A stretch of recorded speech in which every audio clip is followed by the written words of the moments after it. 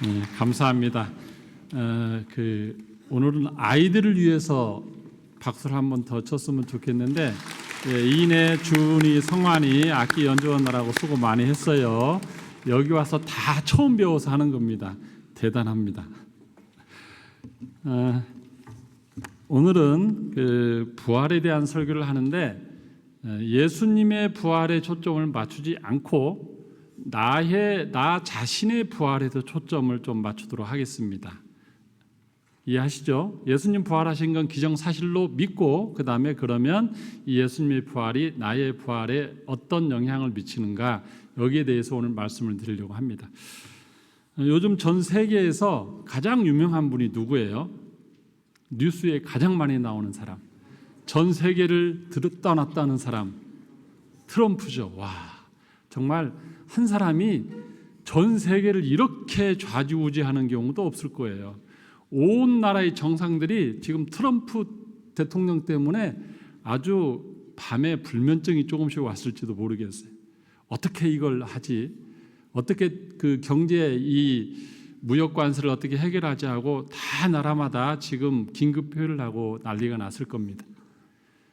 저희 나라는 25% 한다고 하는데 무려 중국에는 몇 프로 관세 매기는지 아세요? 가장 최근에 245%를 하겠대요. 이건 거의 제가 여기서 한번 따져봤습니다. 245%가 어느 정도냐면 10,000원짜리를 중국에서 수출하잖아요. 그러면 거기에다가 24,500원을 관세를 매기는 거야. 소비자는 34,500원에 사라는 거예요. 이게 살 수가 있어요? 그러니까 중국의 모든 무역항마다 다 올 수도 가격이 맞지가 않죠.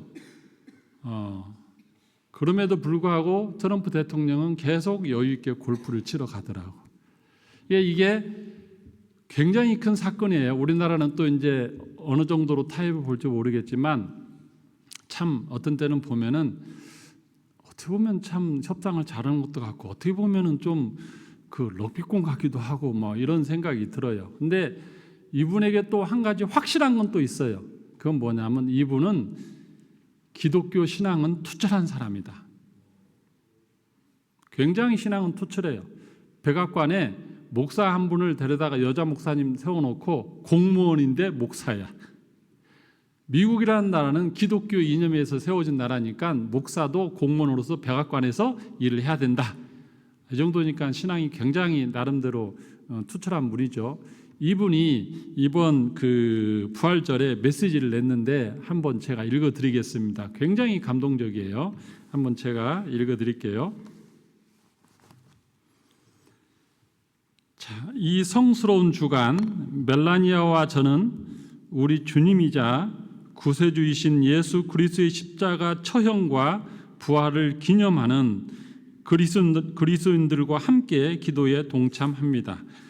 예수님은 죽음을 이기시고 우리를 죄에서 해방시키셨으며 모든 인류를 위해 천국의 문을 여셨습니다. 멋지죠? 모든 인류를 위해 천국의 문을 열었다. 기독교도로서 예수님의 영광스러운 부활을 축하하며 예수님은 부활하셨다고 저는 선언합니다. 십자가에서 당하신 예수님의 고통과 희생으로 우리는 온 인류를 향한 하나님의 무한한 사랑과 헌신을 보게 됩니다. 예수님이 부활하신 순간 영생의 약속을 통해 인간의 역사는 영원히 변하게 되었습니다. 이 즐거운 부활주의를 맞이하여 나는 모든 곳의 기독교인들에게 행복하고 복된 부활절을 기원합니다. 여기 보면 예수님이 부활하심으로 모든 인류를 위해 천국의 문을 여셨다.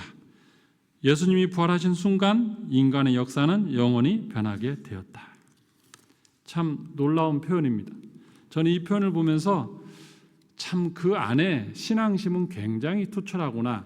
어떤 정치나 경제는 제가 알 바 아니고 그거는 알아서 역사가 평가하겠지만 신앙적인 부분은 참 확실하다. 이런 생각을 했습니다. 부활절에 대한 나의 생각이 중요합니다. 부활절에 대해서 성경은 예수님의 부활에 대해서 증언합니다.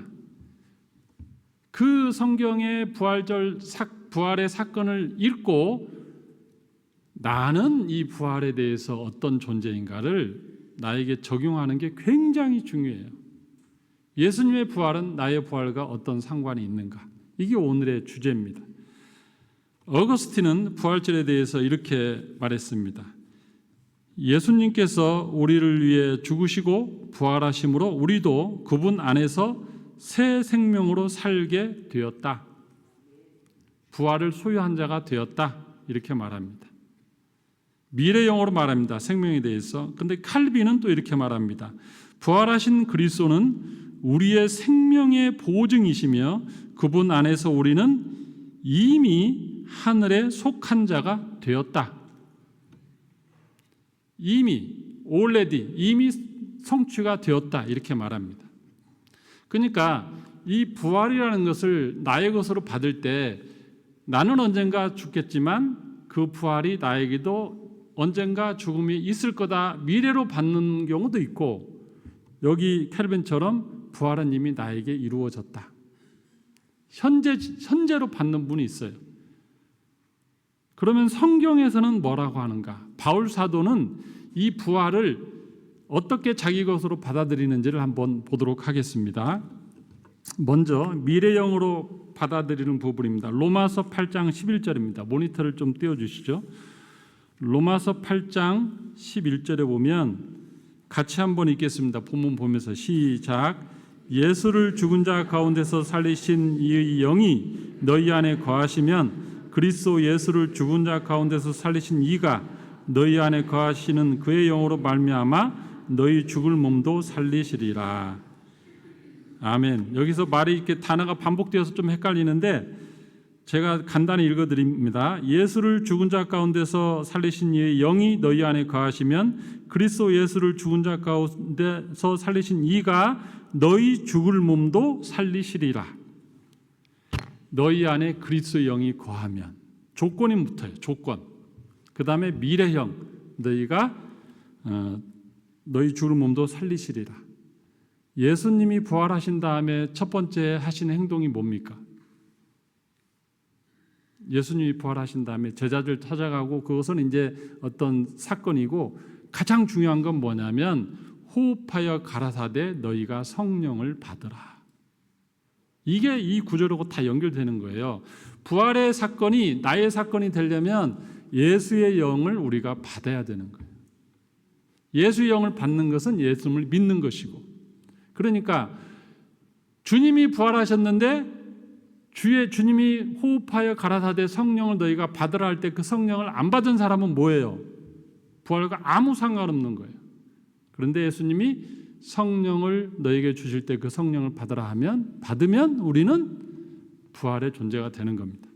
근데 여기에서 보면 바울 사도는 너희 죽을 몸도 살리시리라. 미래형으로 말하고 있어요.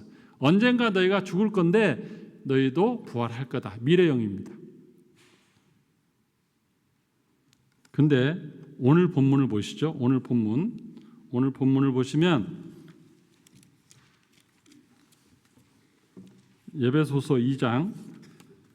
2장을 읽으면 뭔가 다릅니다. 5절 6절만 보겠습니다. 허물로 죽은 우리를 그리스도와 함께 살리셨고 또 함께 일으키사 그리스도 예수 안에서 함께 하늘에 앉히시니 그랬습니다. 여기서는 보면은 현재형으로 말합니다. 현재형. 그러니까 예수님이 죽으실 때 너희도 같이 죽었고, 예수님이 살아나실 때 너희도 살아났고, 예수님이 일으킴을 받을 때 너희도 일으킴을 받고, 예수님이 승천하셔서 하나님 보좌 우편에 계실 때 너희도 그 안에서 같이 있다, 그거예요. 여기 보면 함께라는 단어가 계속 나옵니다. 5절 그리스도를 우리와 함께 살리셨고 함께 일으키사 그리스도 안에서 함께 하늘에 앉히시니. 여기서 바울 사도는 아까 로마서에서는 우리의 부활을, 자기의 부활을 미래형으로 말했어요. 분명히. 근데 여기서는 어떻게 합니까? 이미 앉히셨다. 그래서 헬라어를 이게 단어를 보면 우리나라는 이게 현재형이야 뭐야 하는데 부정 과거형입니다. 히브리 헬라어는 이 시제가 굉장히 정확해요. 부정과거형. 그건 뭐냐면 과거에 이미 이루어진 사건을 할 때 부정과거형. 그래서 이 본문에 보면은 쉰이라는 단어가 함께 살리시고 할 때 함께 세 번이잖아요. 그러면 히브리어로는 헬라어로는 함께 살리시고는 쉰의 조포이에센. 그다음에 함께 일으키사 쉰의 게이렌. 다시 또 함께 앉히셨다. 그거는 쉰의 카디센. 그러니까 우리의 부활은 미래형으로 처음에는 설명했는데 바울이 여기 에베소서 2장에서는 부활은 이미 너희의 것이다 그거예요. 미래형이 아니고 이미 과거에 너희의 부활은 이루어졌다. 조금 애매하죠. 아멘하기에 굉장히 믿음이 좋아. 여기서 아멘 나왔어요. 이게 어떻게 부활이 나는 아직 죽지도 않았는데 어떻게 이미 부활이 나에게 이루어졌다고 하지? 이걸 어떻게 풀어야 돼요? 그래서 여기에서는 우리가 두 단어를 기억해야 됩니다. 두 단어. 소유와 성취. 부활을 소유한 자, 부활을 성취한 자. 이 소유와 성취의 개념을 알아야 되고, 두 번째는 이 부활이 주어질 때는 법적인 선포라는 것 두 개의 개념을 알아야 돼요. 이 개념을 가지고 본문을 읽어야 명확하게 정리가 됩니다. 뭐라고요? 첫 번째는 부활의 소유와 부활의 성취 개념을 갖고 있고, 우리는 부활을 죽었다 산다는 게 육체적인 생물학적인 것으로 보는데 부활은 법적인 용어다. 자, 이제 이걸 가지고 좀 본문을 따라오시기 바랍니다. 그러면 우리가 아까 처음에 그 트럼프 대통령이 자기 신앙 고백한 것 제가 읽어드렸어요. 그다음에 두 번째 어거스틴과 켈빈이 그 부활을 어떻게 받아들이는지 제가 설명했습니다. 읽어드렸어요. 그다음에 바울이 예수님의 부활을 자기 부활로 받아들일 때 한 번은 미래형, 한 번은 현재 완료형으로 이미 과거 부정형으로 받았습니다. 자, 그러면 예수님은 어떻게 했는가? 이 부활에 대해서 예수님이 여기는 제일 중요하잖아요. 그래서 본문을 한번 따라가 보겠습니다. 마태복음 16장 21절 펴보십시오. 마태복음 16장 21절. 성경 본문 여기 띄워줄 거예요. 마태복음 16장 21절. 예수님이 부활에 대해서 설명합니다. 16장 21절 같이 읽겠습니다. 시작. 이때로부터 예수 그리스도께서 자기가 예루살렘에 올라가 장로들과 대제사장들과 서기관들에게 많은 고난을 받아 죽임을 당하고 제3일에 살아나야 할 것을 제자들에게 비로소 나타내시니, 예수님은 지금 죽음과 부활에 대해서 말씀하시는데 자기가 살아날 것을 알고 있죠. 왜? 나는 부활할 존재라는 것, 나는 부활을 소유한 자라는 것을 알고 있어요. 부활을 소유한 자. 그리고 그 다음에 하신 말씀 26장 32절. 마태복음만 가지고 한번 찾아보겠습니다. 마태복음 26장 32절입니다. 예수님이 또 그렇게 말씀하십니다. 그러나 내가 살아난 후에 너희보다 먼저 갈릴리로 가리라.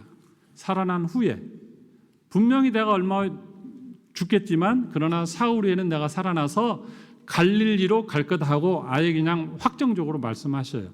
그 다음에 여기까지가 예수님은 부활을 소유한 분으로 가지고 계신 분으로 지금 제자들에게 말한 거죠. 그죠? 부활이 성취되지는 않았어요. 예수님은 부활을 가지고 소유하면서 그 부활을 지금 가르쳤어요. 그리고 죽으시고 드디어 부활했어요. 그때부터가 성취입니다. 그게 마태복음 28장 6절 보겠습니다. 28장 마태복음 보겠습니다. 28장 6절.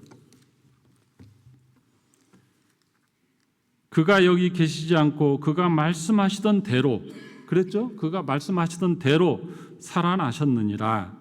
그가 누우셨던 것을 보라. 7절. 또 빨리 가서 그의 제자들에게 이르시되 그가 죽은 자 가운데서 살아나셨고 너희보다 먼저 갈릴리로 가시나니 거기서 너희가 배우리라. 분명히 말씀했죠. 본인이 살아나실 거란 거 말씀하셨고 그 다음에 내가 갈릴리로 갈 거다. 너희 거기서 만나자. 이렇게 했어요. 그리고 9절에 보면 예수께서 그들을 만나 이르시되, 여기 이제 여자들에게 먼저 만났어요. 만나 이르시되 평안하냐 하시거늘 여자들이 나아가 그 발을 붙잡고 경배하니. 가끔 신앙은 새치기 하면 복 받을 경우가 있어요. 본래 예수님은 부활하신 다음에 제자들을 갈릴리에서 만나려고 했는데 여자들에게는 약속 안 했어요. 부활 아침에 내가 너희는 나를 만날 거다. 약속했어요, 안 했어요? 안 했어요. 근데 여자들이 특심이 있어가지고 무덤에 갔어요. 그랬더니 제자들보다 먼저 예수님을 만나는 특권이 있어요. 그러므로 신앙은 가끔 새치기를 해야 된다. 성경에 없는 말씀도 내 믿음으로 하나님, 제가 이런 믿음으로 하나님을 열심을 내겠습니다 하면 하나님이 이런 복을 주십니다.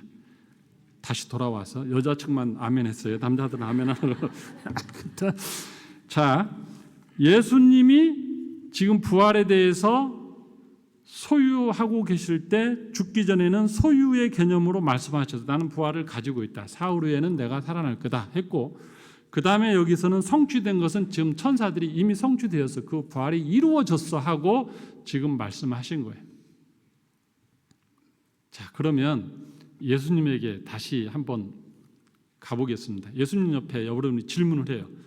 예수님이 십자가에 죽으시기 전에 12 제자는 무슨 생각하든지 간에 여러분들이 짠하고 예수님 옆으로 지금 가보세요. 가서 예수님과 1대1로 여러분이 대화할 수 있다고 한번 생각해 보십시오. 그리고 예수님에게 묻습니다. 예수님, 저 제자들이 의심하는 게 저도 이해가 돼요. 어떻게 죽었다 다시 사셔요? 저 이해가 안 되는데요. 그러면 예수님이 이미 3번에 걸쳐서 죽은 자를 살리셨잖아요. 야, 내가 기적을 일으켜서 사람 살린 거 봤잖아. 근데 내가 나를 살리고 하나님이 나를 살리는 게 왜 불가능해? 인간의 영역에서는 불가능하지만 하나님의 영역에서는 육체를 살리는 건 아무것도 아니야. 아무것도 없었던 데에서 창조도 하신 분인데 숨이 끊어진 사람 다시 돌려놓는 게 어렵지 않죠. 근데 중요한 건 뭐냐면 예수님이 여기에서 나는 부활을 이미 소유했고 그냥 시간 문제지 나에게 이루어진다고 말씀할 거예요. 근데 이게 되게 받아들이기 어려운 내용이에요. 그래서 제가 개념 하나를 이걸 어떻게 설명하면 아주 똑 떨어지고 아주 그냥 절대 잃어버리지 않을까 하고 제가 고민을 하고 그냥 허벅지를 찌르면서 하나님, 주님 이걸 뭘 설명해야 정확히 하겠습니까 했는데 찾았어요, 드디어. 이거 딱 말씀드리면 딱 하고 다 고개를 다 끄덕끄덕 할 거예요. 근데 아쉬운 건 끄덕끄덕 하는데 내가 좀 이걸 예화를 써야 되나, 이 예를 드려야 되나 고민은 사실 했어요. 왜냐하면 윤 대통령 탄핵 사건이 딱 그 얘기 때문에 그래요. 그래서 저는 탄핵을 찬성하냐 반대하냐 아무 그런 거 없어요. 그냥 그 사건을 그냥 뉴스의 시각에서 객관적으로 탄핵 사건이 진행되는 것을 가지고 부활의 소유와 부활의 성취, 탄핵의 소유와 탄핵의 성취라는 개념으로 설명하면 여러분이 빨리 이해돼서 제가 그냥 그 예를 한번 들어드립니다. 자, 보겠습니다. 많은 사람들이 둘로 갈렸어요. 아, 탄핵이 인용되면 좋겠다. 어떤 사람은 뭔 말이야, 탄핵은 각하되거나 기각되어야지. 이렇게 다 의견 나뉘었어요. 근데 그 결정권은 누가 갖고 있어요? 헌법재판관 8명이 갖고 있는 거예요. 자, 그럴 때 그날 저도 그 뉴스를 봤어요. 일이 안 돼, 손에 안 잡혀. 그래서 모니터 켜고 11시부터 한 10분 전부터 막 이제 봤어요. 그랬더니 뭐 사람들이 뉴스가 막 이제 거기 나오고 막 계속 이제 해설진들 나오는데 그때 어떤 사람은 뭐 5대3으로 기각된다, 아니다. 어떤 사람은 8대0으로 인용된다, 뭐 막 하는데 그때 분위기가 어땠어요? 기각되는 분위기로 막판에는 조금 가기도 했어요. 그래서 이제 이 10분 전에도 아무도 몰라. 방송도 모르고 다 몰라. 근데 누구는 알고 있어요. 10분 전에. 재판관들은 알죠. 10분 전에는 알죠. 아무도 모르지만. 왜냐하면 제가 그 내용을 보니까 탄핵을 기각이냐 각하냐 인용이나 할 때 한 원고를 하나만 쓰지 않는데요. 정보가 세니까 헌법재판 연구관들이 3개를 동시에 쓴대. 그래서 마지막 판결을 할 때 하고 나서 그걸 골라서 가져가는 거예요. 마지막 순간에. 그러니까 원고는 3개가 있는 게 지금 뭐가 선택할지 몰라요. 평일을 하고 하다가 마지막 그날 아침에 판결할 때 자 이제 한 사람씩 말해보세요 해가지고 거기서 그러면 이걸로 됐네 그러면 3번째 거 가져갑니다. 이렇게 가져가는 거기 때문에 아무도 몰라요. 세상은 모르죠. 탄핵이 지금 어떻게 될지. 근데 저는 한 10시 30분 전쯤에 판결이 끝났을 거고 마지막 순간에 그 다음에 이 판결문이 쭉 있을 때 그 중에 이제 그러면은 이제 8대 0 인용으로 요거 가져가겠습니다. 가져가는 거죠. 가져가고 있을 때 아마 모르긴 해도 문영배 그 재판소장 대행은 여러분 그 연습해야지 이제 좀 있으면 이거 읽어야 되는데 중요한 사건인데 아마 모르긴 해도 원고를 보다가 줄바꿈인데 한번 띄어 읽어야 될 때는 줄로 저는 그래 사선을 이렇게 하나씩 몇 개 그어놓고 이렇게 헷갈릴 것 같으면 줄 가운데 그어서 위아래 섞이지 않게 하고 아마 그 작업을 하고 있었을 거라고요. 보통은 그러잖아요. 원고를 한 번쯤은 이제 마지막 읽고 오고 복도를 따박따박 걸어올 때 이 손에는 지금 뭐가 있어요? 이미 탄핵 성취된 거예요. 이거는 소유지만 그때 바꿀 수 있어요? 없어요? 절대 못 바꾸는 거예요. 이미 판결이 끝난 상태에서 그걸 들고 복도를 향해서 걸어가서 재판정으로 갈 때까지 그 시간을 보세요. 이건 탄핵이 소유되었죠. 탄핵 인용이 여기 소유돼 있잖아요. 그러나 아직 인용은 성취는 안 됐죠. 그러나 성취된 거죠. 사실은 바꿀 수 없으니까 이거는 들고 가서 읽기만 하면 끝나는 시간 문제지 이미 성취된 거예요. 탄핵 인용은 성취된 거예요. 이해되세요? 부활은 그런 거예요. 부활은 우리에게 주님이 부활하시고 나서 부활의 첫 열매가 되고 너희도 부활할 것이다. 그러면 우리에게 부활을 준 거예요. 부활을 소유하라고 준 거고 호흡하여 가라사대 너희가 성령을 받으라 하면 우리가 예수 믿고 성령 받으면 부활이 내 안에 들어왔어요. 소유했어. 아까 그 재판소장이 원고를 들었어. 소유. 근데 복도를 걸어가서 발표하기 전까지 11시부터 계속 읽더라고. 11시 한 20분 되니까 그때서 이제 대통령 윤석열을 파면한다 이렇게 딱 하더라. 그게 성취 순간이죠. 그러면 판결이 끝나고 발표 딱 할 때까지는 소유이면서 동시에 밖에 사람 볼 때는 이게 뭔지 모르지만 그 안에 있는 사람들은 이미 성취가 끝난 거예요. 이해되죠? 부활은 그런 거다. 우리가 볼 때는 믿음으로 내가 부활을 소유하고 있다고 생각할 수 있지만 주님이 보실 때는 저 하늘 법정에서 보실 때는 이미 부활은 성취된 거라니까요. 아멘. 법적인 거예요. 생물학적으로 뭐 시간을 두고 가는 게 아니고 법적인 거기 때문에 이미 하늘 재판관이 부활을 주기로 작정했으면 끝난 거예요. 그걸 누가 뒤집어요? 헌법 재판관들이 8명이 결정한 것을 누가 뒤집어요? 그 순간에 복도로 가는 순간에 오토바이가 갑자기 나타나가지고 헬멧 쓴 사람이 팍 치고 이걸로 이러고 어떻게 바꿔? 그게 안 바뀌는 거예요. 절대 그건 소유이면서 성취인 거예요. 우리의 부활도 주 안에서 이미 소유하였고 성취된 거다. 그러니까 오늘 본문에 보면 칼빈이 뭐라 하겠습니까? 부활하신 그리스도는 우리의 생명의 보증이시며 그분 안에서 우리는 이미 하늘에 속한 자가 되었다. 이게 맞죠? 정확한 이해. 여러분들은 이미 이제 거의 신학자 수준의 개념을 가지게 된 거예요. 제가 이 예를 갖다 설명하면서 마음 아픈 예화지만 그러나 정확한 이 부활에 대한 소유와 성취에 대한 개념이다. 그렇게 생각합니다. 사랑하는 성도 여러분, 여러분들이 이 땅을 살아갈 때 예수 믿습니까? 예수의 영을 받았습니까? 여러분이 예수님을 믿기로 작정했습니까? 그리고 받아들였습니까? 그러면 여러분들은 이미 부활이 여러분 안에 들어간 거예요. 이미 소유했어요. 잉태했어요. 그러나 아직 시간적으로 생물학적으로는 성취되지 않았지만 성취된 거예요. 법적으로는. 제가 말씀드리죠. 아까 소유와 성취 개념 말하고 법이라는 걸 알아야 돼요. 법적으로는 이미 성취된 거다. 아무도 이걸 바꾸지 못한다. 예수 그리스도의 부활이 나의 부활이고 예수 그리스도의 죽음이 나의 죽음이에요. 그래서 여기에 보면 함께 그 안에서 함께 우리가 세상을 어떻게 살아야 하는가? 우리 크리스찬도 똑같이 죽음을 향해서 갑니다. 세상 사람만 죽음을 향해 가는 게 아니고 우리도 죽음을 향해서 가요. 그냥 우리가 예수 믿으면 천사가 딱 나타나고 너 어제 예수 믿었대?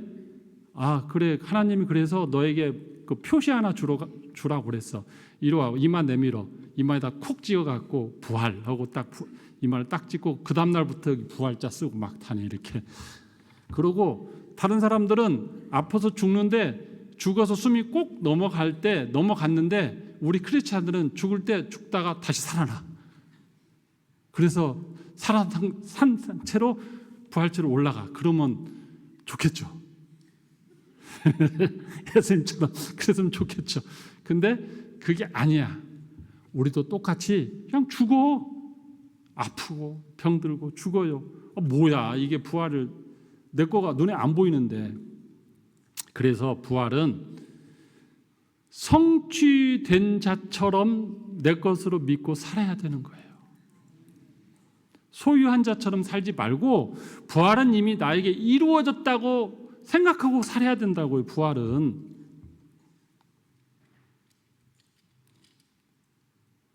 얼마 전에 어떤 그 목사님이 설교 중에 인용하는 것을 제가 들었습니다. 제가 책 읽지는 않았어요. 그 목사님 인용한 걸 제가 설교를 통해서 들었어요. 목사인 저도 설교를 꾸준히 듣습니다. 왜냐하면 다른 분은 어떻게 설교하는가 그걸 알아야 저도 뒤처지지 않으려면 저도 끊임없이 대한민국에서 최고로 설교 잘하는 사람을 계속 들으면서 저도 계속 훈련합니다. 근데 그 어떤 목사님이 설교 예화 중에 이런 내용이 있더라고요. 연세대학교의 이희대 교수님이라는 분이 계시는데 이 유방암 수술의 최고 권위자 중에 한 분이래요. 근데 이분이 1년이면 600명의 환자를 수술한답니다. 그러니까 하루에 거의 2건씩 쉬는 날 빼고는 오전 오후로 계속 수술하는 분이죠. 수술하시는 분인데 이분이 너무 바빠서 그런지는 모르지만 건강검진 자기는 잘 받지 못해서 어느 날 진단받았는데 대장암 4기 진단을 받았어요. 말기죠. 꽤 오래전이니까. 그래서 이분이 나중에 고백합니다. 나는 7년 동안 11번의 수술을 받았다.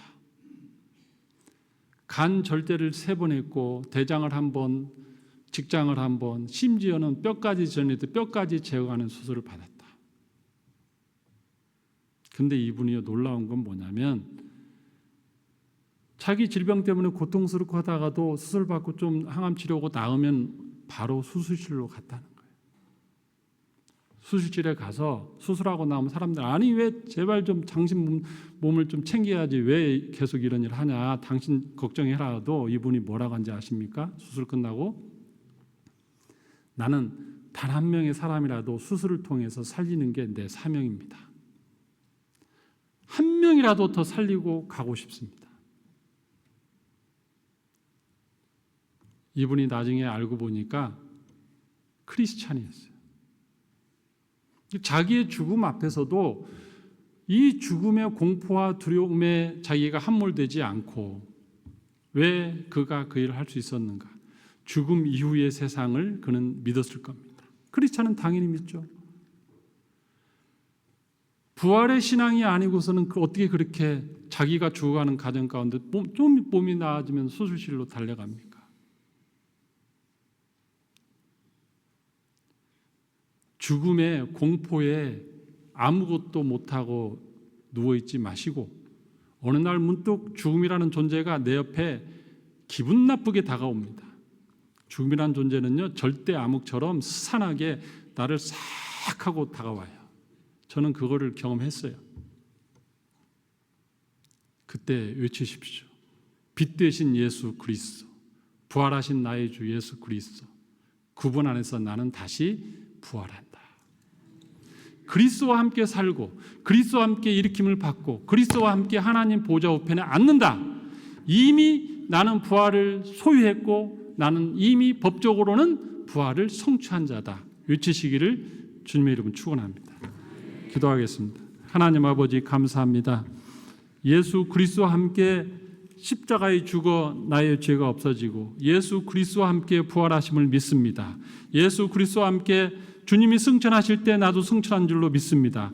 주님이 하나님 보좌 우편에 앉아 계실 때에 나도 예수 그리스도 안에서 예수 그리스도와 함께 그렇게 하나님 보좌 우편에 있는 줄로 믿습니다.